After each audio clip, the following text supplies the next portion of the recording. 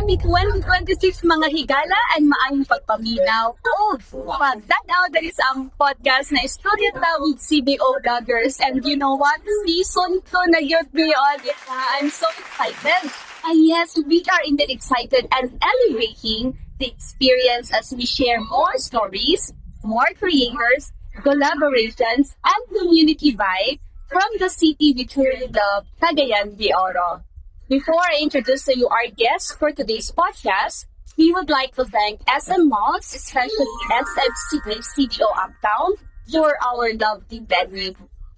Like lives, di ba? As they say, it's already February and love month na dyan, mga higala. So, our guest for today's episode entitled From Passion to Platforms is an editor who authored numerous news articles and features covering government programs, public health, and social issues in areas like Cagayan de Oro and Misamis Occidental. She is also a professional communicator and frequently facilitates the Talakayan sa PIA, a media forum where government officials and stakeholders discuss public interest topics such as health initiatives, law enforcement, and social welfare. Please help me welcome mga higala, mga CDO vloggers. This is Jasper Marie Rutan, or known as Miss Jam. Hello, Miss Jam. Hello, hi, mommy fans. Thank you so much. It feels so good to be here. I'm so excited, and it's such an honor to be with CDO bloggers. I remember, nagbaylo lang pa karon, diba? That was like 2 months ago. Yeah. Miss Maya lang. Yes. Sa CDO vloggers. For the CDO Fiesta na episode. Right, and actually, kakadong ka na po si Miss Jam through ayusin, one of members and an officer of the Yeah. organization. And then, until I met you on that interview, sana kong, but I think na common activity actually that we met. I think there was one number, ikaw ang represent key Miss team. Okay. February, somewhere in February, sa school. I remember, yeah. Facility. Yes. Again, thank you so much, Ms. Jam, for your time, of course, for being with us. So, My passion for communication started way back kasi parang communication is my comfort zone. oh, nice. It's like if I can't communicate, parang I'm not myself. Oh. I graduated, by the way, development communication sa Xavier University, and prior that, I actually enrolled. Guess what? Computer science. O, diba? Yes. Layo kayo. I think makita naatay common actually because when I was in college, I Okay. was about to take master na noon. Mass comm, but Oh. unfortunately, because I don't want to transfer school, kaya di ko ganahan mag-take og entrance exam. Oh. So I fall into computer engineering. Wow. Yes, Great. I have communication there, but I think it led me gihapon to where we are right now, di ba? So it's in your heart, diba? I mean, you can't deny cannot- it, diba? You can't Yes. deny Oo. it. Ang atong pag-start man gani, lahi. But there's, kumbaga, we found our way from where we are right now. So, yes, Yeah. Miss Jam, go ahead. Oh, Yeah, so actually, because I was so confused about what course I wanted to take, so my mother said computer science kasi yun yung maraming trabaho afterwards, Right. maraming sweldo and everything. So, okay, but actually one year lang ako sa ComSci. I'm like, I was so depressed. I was so depressed, pero parang this is like, I'm not happy. This is not it. And then I found communication. How about communication? Because in high school I already love to write. wow. It's my self-expression. Mhm. So, and in college, parang I finally found a course that when I entered it, I'm like, this is it. This is me. This is where I can bloom. And in communication, kasi you can express yourself, Yes. and it's where I'm very comfortable at expressing myself. So, parang I can't say I can't live without communication. Parang ganon. Right, Parang ganon, mommy. So when did you realize that social media could be more than just personal use for you? So, going back, no, ang social media when I was in college, parang Friendster lang naman yun, mga Ivan. I can still remember friends Friendster, like during our time. during our time. And it wasn't that much. Like, karon lang magit ang social media nga grabe na gyud. Like, you will know exactly what's happening in the life of others through social media. Pero Right. back then, it would take sa Friendster before, it would take like a day before ma-upload mo post or magka-reply ka sa comment. So it was like that. Actually, when I entered PIA, this was in 2012. Wala pa kaya yung social media. In fact, Right. it was among batch yung nag-start sa social media with PIA because bago lang to nagka-Facebook and nagka-blog. So, but even before PIA, nag-vlog na ko. Nanak ko yung vlog. Start of gana. Personal, yes, personal. Personal blog. Yeah, and I follow other blogs as well. So, and then when nag-PIA ko, uy, magamit man di ay akong mga nahibawan. So, we started Facebook. In fact, I blog si PIA Norman at blog post, ay blogspot.com. So, when you are in a government institution kasi, and then parang your talents and your skills, maswak po sa iya ha.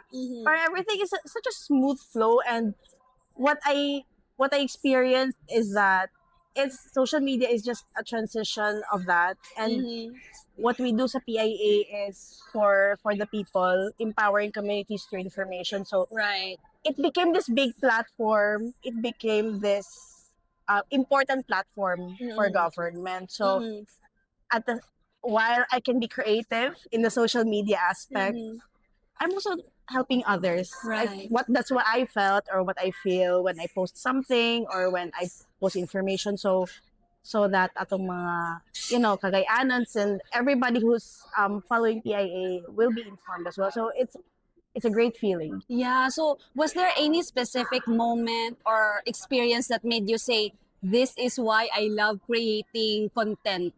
I love making content because especially ka na mag-viral, I don't know, maybe siguro ka na bitong kanang gaga example, if I post something, tapos gatanaw na ko ba, ay, pina na akong likes. Pero like, is it a bad thing? Kailangan magpakagat na, oh my God, gamay pa akong likes. Kailangan mag-viral.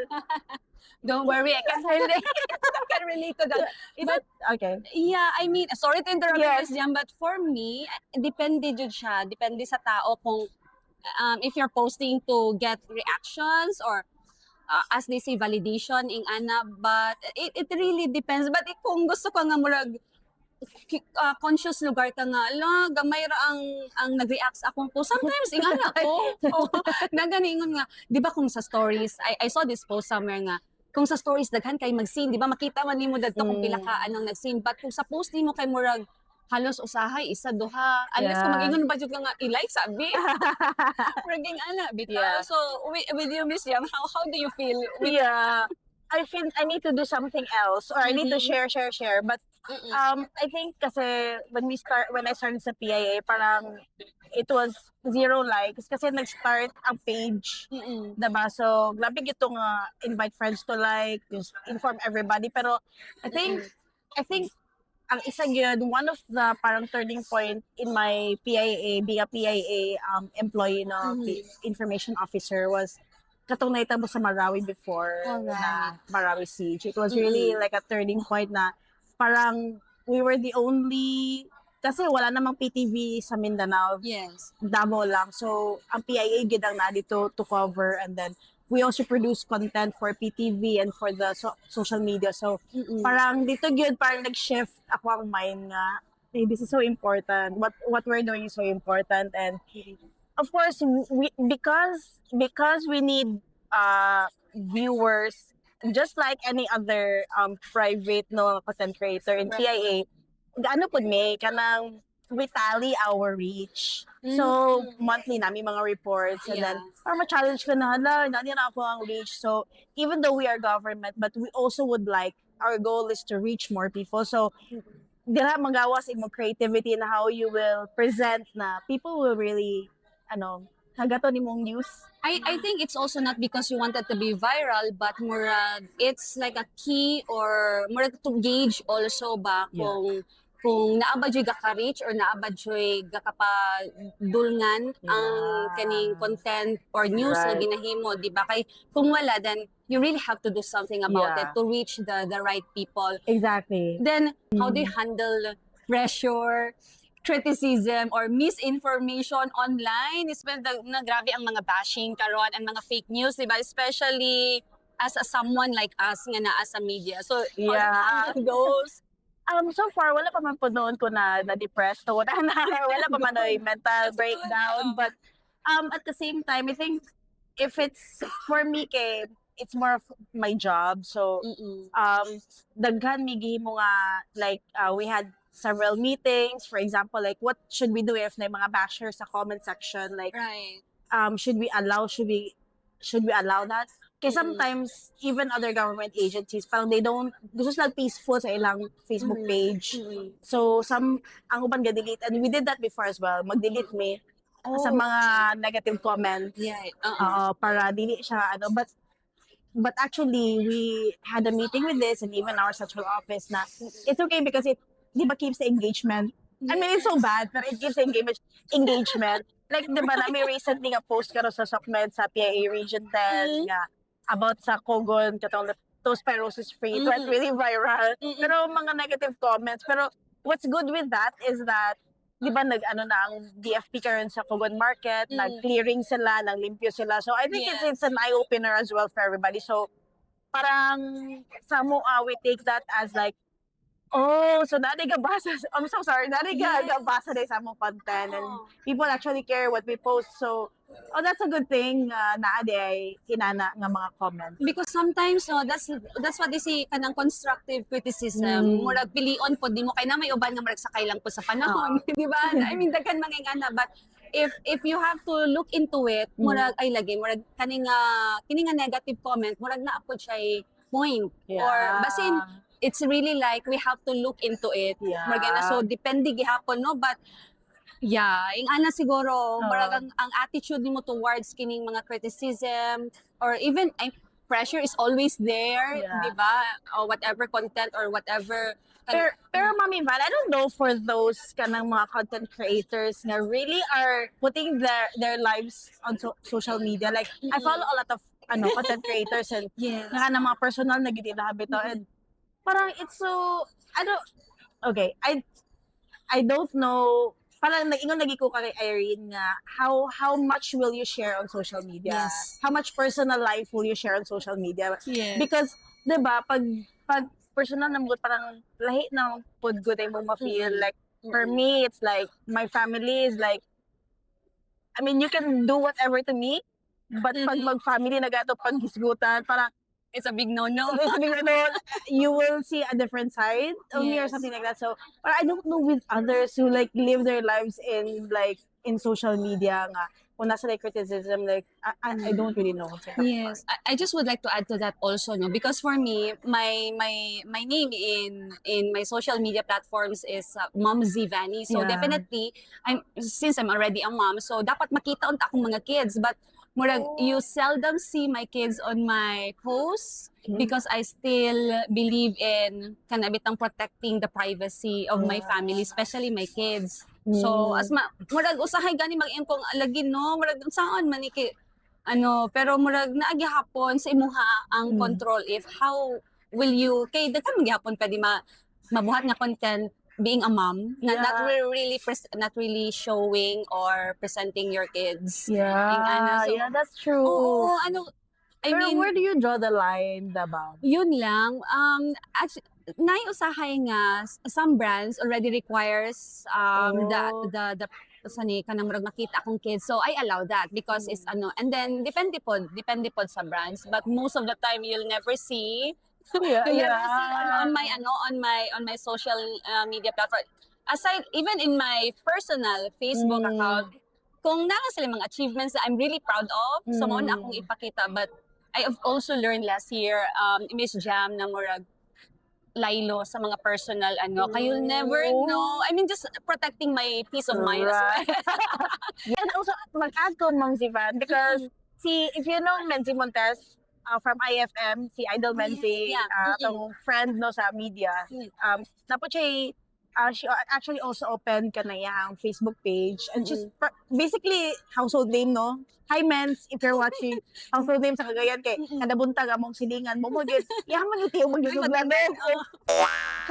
di ba maglalog-ganog sa actually I told her now you're so famous na kay ka ng sikat ka sa ngatanan like you have so many followers like how does it feel in siya na ma'am kana you have to be ready when you also have a lot of followers you also have a lot of bashers Yes. so you have to be ready emotionally Sa package, no? package deal yan Gusto man jud ta mo sikat, but murag ingon pa naka-activat ana. naang yun So kung wa pa man ta na bash me, sabihin hindi pa ta sikat. ato na ning strategize Hindi pa ta sikat wala pa ta diha. But we're not encouraging you guys to bash us. How do you define success as a content creator and a communicator? Murag usay kanang ginagauge or basis nimo alam ang ay successful nga ko ay.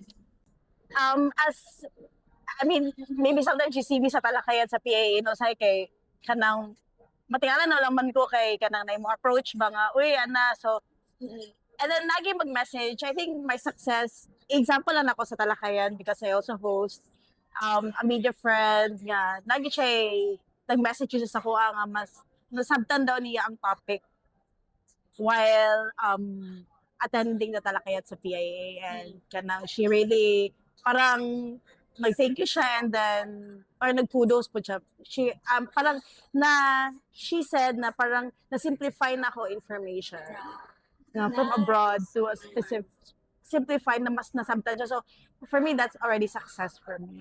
I agree. Kada mga simple words lang Yeah. or simple appreciation lang ba nga makaingon nga thank you kay through you. Yeah. Ayun, as you said, murag mas naklaro, mas nasabtan. Kay kung sa uban pa, murag galisod sila, but because of you, na-deliver ni mo siya. Yeah. So, somehow there's an impact and then ang purpose po nga ma-deliver rightly ang news na mas naklaro nila. Oo. So, I think, for me, nga na, gihapon ang murag gauge mo sa, it's not balik ta sa number of followers.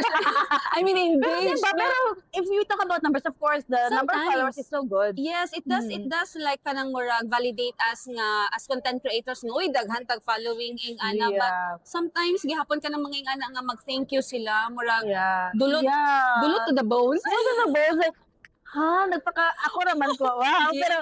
Pero yeah, there are really kanang approach and Mm-mm. that was good. You're so good magana. Oo. Anyway, dugay na mo ko. Kamala ka Mama si Vance, I've been a host since more than 10 years na oy sa talakayan. So kailangan ko pa DJ. Kung kasi gusto mag-kuan seconds ako, I'm good. I can mentor. Pwede ako. Yes. I really You're so welcome. gusto jud ko. Hindi ko mo add Miss Yes, Mami yes. Vance na because I also have bago pa mag-yun niya akong vlog na kanang the Rukat from actually our stories. It was conceptualized na because I want to share stories because we have so much kanang problems with mental health right now. Right. Kanaunta ako ang gusto advocacy but basically kana bitong when people kana ba sila nga wala na ikan post so murag feeling ako nga I really you like my content Strategy. Nice. so nga ganan ko na ko nga mag-follow ka if I have like a YouTube account siya of course sila sa ko so I don't know if friends na sila or they really enjoy pero pag if I make maybe sa akong post I try to make it as and di ba siya entertainment pero as positive as possible. I've actually stopped. I mean, that's one way of knowing our guests for today's podcast. So, napansin na ko dito nga, ang post mo kay, nandiyo siya our stories. Yeah. It's something different actually nga I've seen so far. Hanga ka lang marag, interesting siya. Kay marag nakabutang dito is our stories. Yeah. So, it's really nice. Now, I think we are going to our end na, no? Okay, As much as we wanted this conversation to be longer, but what's your message that you would like to leave to our aspiring listeners and viewers who want to start their social media journey? Yeah, I think number one is purpose. Why do you want to be on the social media platform? What is your message? Because sometimes, I mean, it's okay because there are a lot of social media content creators na they just post the day in their life. But I mean, what is your core message? Because if you are just there to be there. Parang what's so interesting about it? Mas maayo man tong na kay purpose so that aside sa you are in a social media platform, you can help others as well. So it's either pwede na ba ka magpatawa lang ka, entertainment lang mo mong purpose, or like you want to inform or you want to show something na people haven't seen yet on the social media platform. And because there's so many content creators out there, and I feel like when the way to success is really knowing your core as a person, as a content creator, and knowing what your values, and then going there, and then just being yourself, and just being creative. So pero para sa ako, know your purpose muna. Like, what are you here for? Right. Why should we watch you? Or why? Yeah, You know your why. sometimes when murag naadjud times nga murag ma-lost track bitaw ko. So I always go back to my why. Tinuod jud na Miss Jam, I really agree with that nga lagi why am I here? In the first place, why did I started being a content creator? So okay. Mubalik jud ko. That's really true. Yeah. Oo. So thank you kayo Miss Jam. You're Murag welcome. makabitin jud siya sa tinuod lang no, but yeah, I think it's just February. Just February. Love month. Love month, oo. Ano sa mong Feb 14? Mom's Ano? man. Wait lang. Just follow us. Just follow Sige. Mom's man. Okay, Miss Jam, take your time to invite our friends to follow you. So, just go ahead. Where they can see you, where they can stalk you. Go ahead. Okay, you may look me up. Charot, look me up or stalk me. I'm open. Charot lang sa The Rukat Fam. Actually, it was Our Stories by Jam before, but The Rukat Fam na lang kay ano. The reason why is that akong husband, daghan man vacation mga friends nga comment, like na ko. Okay, let's make it pang masa. Yeah. So let's go. The Rukat Fam. I have 2 kids, so you'll see all our stuff there. So that's for me. And you may also watch, i-plug na lang ako akong work talaga sa PIA and Philippine Information Agency Region 10 page. And I also manage Misamis Occidental, PIA Misamis Occidental. So please like and follow. Ayan. Thank you again, Miss Jam. I mean, this has been a meaningful conversation, reminding us that every platform starts with a passion, and every passion deserves to be shared. Always remember, create with heart, share with purpose, at what Miss Jam said earlier, and let your passion lead your platform. Diba? So don't forget to follow our page, CDO Bloggers, and also my social media platform na ako sa TikTok, Facebook, Instagram, YouTube at Ma'am Zivani. Thank you again to SM Malls, especially to SM City CDO Uptown for our lovely venue. Heart na jud kaayo. It's Valentine's. We can feel the love in the air. It's already here at SM Malls. So see you on our next podcast sa mga higala, only here at Storyata with CDO Vloggers.